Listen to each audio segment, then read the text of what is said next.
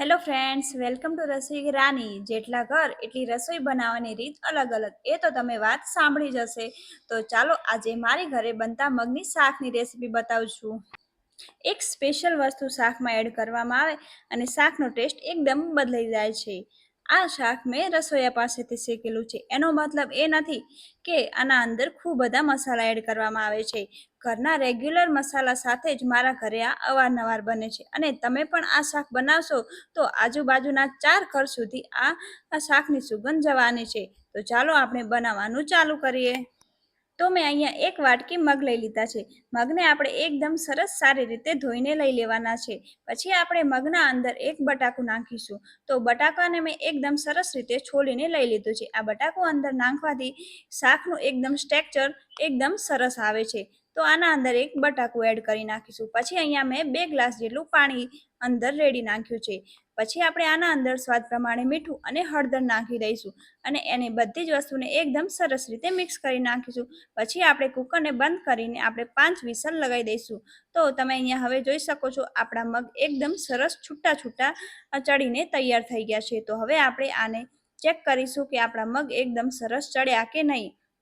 તો આપણા મગ એકદમ સરસ ચડીને હવે તૈયાર થઈ ગયા છે. તો આના અંદર જે બટાકા છે એ આપણે સાઈડમાં એક વાટકામાં કાઢી નાખીશું. તો આપણે બધા જ બટાકા સાઈડમાં વાટકામાં કાઢી લેવાના છે અને આપણે હવે મગને સાઈડમાં મૂકી દઈશું. તો પછી આપણે અહીંયા મસાલાની તૈયારી કરીશું. તો એના માટે અહીંયા મેં એક ખલ લઈ લીધું છે. ખલના અંદર આપણે લસણની કળીઓ નાખી દઈશું, થોડુંક જીરું અને 1.5 ચમચી જેટલું મેં મરચું નાખ્યું છે અને સ્વાદ પ્રમાણે મીઠું. એને આપણે એકદમ સરસ વાટી લઈશું.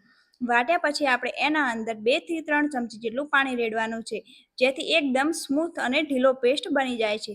તો તમે અહીંયા જોઈ શકો છો આપણી ચટણીનો પેસ્ટ એકદમ સરસ બનીને હવે તૈયાર થઈ ગયો છે. તો હવે આપણે એને સાઈડમાં મૂકી દઈશું અને આપણે જે બટાકા સાઈડમાં કાઢ્યા હતા એ એકદમ સરસ ઠંડા થઈ ગયા છે. તો હવે આપણે એને નાની સાઈઝમાં કાપી લઈશું. તો આપણા બટાકા એકદમ સરસ હવે કપાઈ ગયા છે. તો હવે આપણે એક પેન લઈ લઈશું.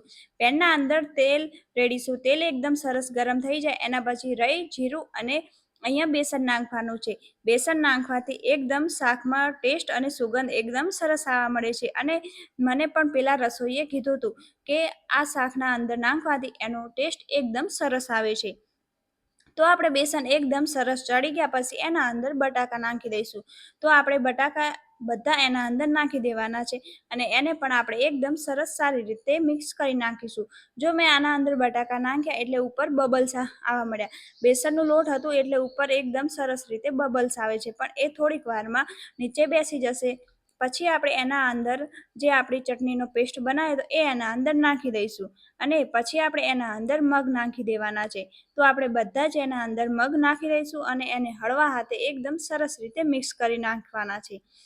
તો હવે આપણા એકદમ સરસ મગ મિક્સ થઈ ગયા છે. તો હવે આપણે આપણી જરૂરિયાત મુજબ એના અંદર પાણી રેડીશું. જો તમારે શાક પૂરું રાખવું હોય તો તમે થોડુંક જ પાણી એડ કરી શકો છો, પણ મારા ઘરે અહીંયા બધાને ઢીલું શાક ભાવે છે એટલે મેં આના અંદર થોડુંક વધારે પાણી એડ કર્યું છે.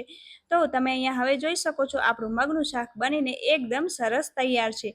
તો મિત્રો, જો તમને પણ મારી આ રેસીપી પસંદ આવી હોય તો મારી ચેનલને લાઇક, શેર અને સબસ્ક્રાઈબ કરજો અને તમે પણ આ રીતે ઘરે ટ્રાય કરજો. એકદમ સરસ અને ટેસ્ટી શાક બને છે. Thank you so much watching for my video.